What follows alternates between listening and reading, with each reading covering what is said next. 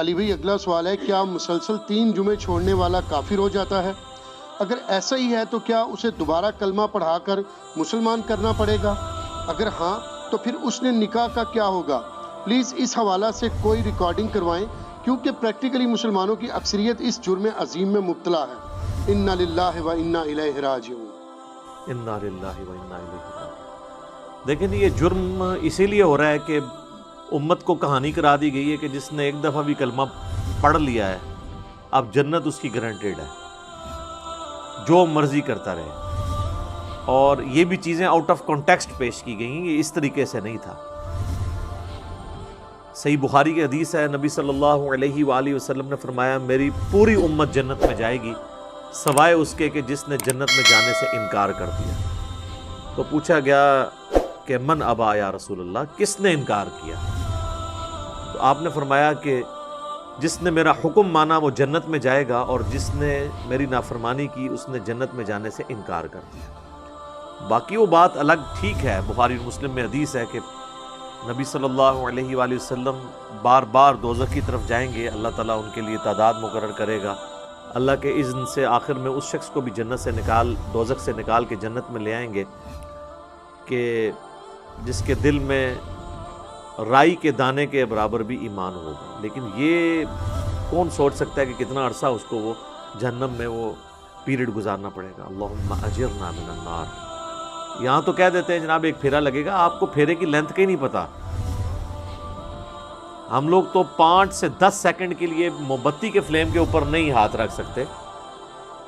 دنیا کی آگ، اور بخاری اور مسلم دونوں میں حدیث ہے کہ آخرت کی آگ جو ہے وہ دنیا کی آگ سے 70 گنا تیز ہے۔ تو یہ بات کر دینا بڑا آسان ہے۔ اچھا آپ اس کو دنیا میں اگر کسی کو پریکٹیکلی امیجن کروائیں نا تو وہ کانپ اٹھے گا۔ اگر کسی کو آ جائے نا کہ تمہیں ایک جمعے کی نماز چھوڑنے پر، یا ایک فجر ظہر اثر مغرب کی چھوڑنے پر، فجر چھوڑنے پر فجر سے لے کر ظہر تک ایک 10 بائی 10 کے کمرے میں رکھا جائے گا جس میں 100 کوبرا سانپ ہوں گے، 100 بچھو ہوں گے اور 100 اژدہے ہوں گے، بس صرف فجر سے ظہر تک تم نے وقت گزارنا ہے ایک نماز چھوڑنے میں، تو وہ کانپ اٹھے گا اس تصور سے، کیونکہ اس کو امیجن کر سکتا ہے۔ آخرت چونکہ دیکھی نہیں ہے تو وہ کہتا ہے بس ٹھیک ہے دیکھی جائے گی انشاءاللہ تعالیٰ جو کچھ بھی ہے تیرے محبوب کی امت سے۔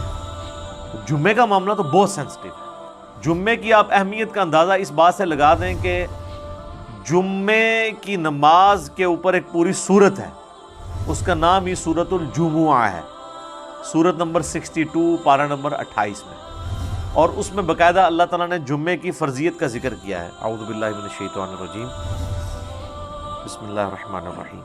یا ایہا الذین آمنوا اذا نودی للصلاۃ من یوم الجمعہ، اے ایمان والو جب ندا دی جائے، اذان دی جائے جمعے کے لیے، اس کی نماز کے لیے جمعے کے دن، فاسعوا الی ذکر اللہ، تو جلدی سے لبکو اللہ کے ذکر کی طرف، وذروا البیع، اور تجارت چھوڑ دو، ذالکم خیر لکم ان کنتم تعلمون، اسی میں تمہاری خیریت ہے اگر تم جانتے ہوتے۔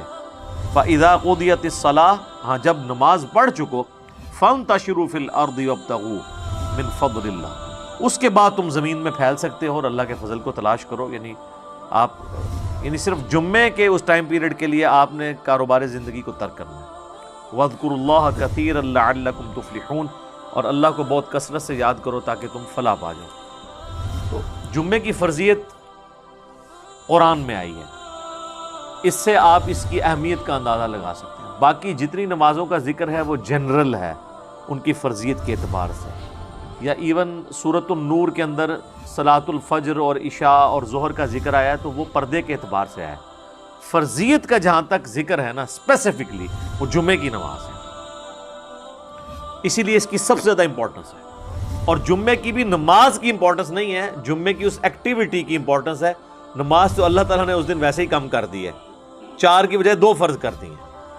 خطبے کی امپورٹنس ہے، اور یہ مسلمانوں کی ایک ویکلی پولیٹیکل گیدرنگ ہے، اور سالانہ پولیٹیکل گیدرنگ مسلمانوں کی عید کی نمازیں ہیں، اور انٹرنیشنل گیدرنگ سالانہ جو ہے وہ حج کی گیدرنگ ہے۔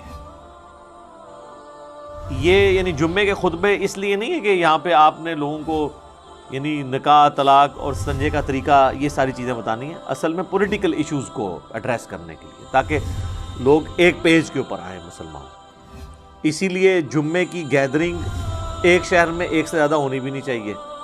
یہ تو آج کل ایک چندے کے چکر میں اتنی جامع مسجد بن گئی ہیں، ادروائز اصولاً دیکھا جائے تو ایک شہر میں ایک جامع مسجد ہوگی۔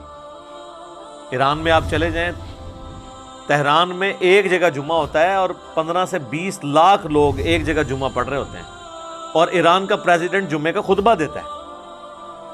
یہاں پہ بھی ہمارے پرائم منسٹر کو فیصل مسجد میں خطبہ دینا چاہیے۔